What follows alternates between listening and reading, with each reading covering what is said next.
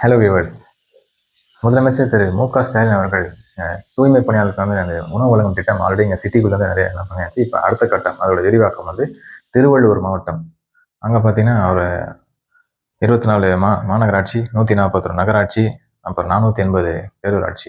இதில் வேலை செய்யும் 50 லட்சம் பேர்களுக்கு தூய்மை பணியாளருக்கு எல்லாருக்குமே வந்து நாளைக்கு உணவு வழங்கும் திட்டம் அங்கே தொடங்கி வைக்க போகிறாரு. இன்னொரு விஷயம் என்னன்னு பார்த்தீங்கன்னா, பஞ்சாப் மாநிலத்தில் ஒரு எக்ஸிபிஷனில் இந்த ராட்னம் சுற்றுவதில் அது ஆக்சிடென்ட் ஆகி அதில் கீழே விழுந்ததில் அதில் ஒரு போலீஸ் இறந்துட்டார். 13 பேர் படுகாயம் அடைஞ்சிருக்காங்க.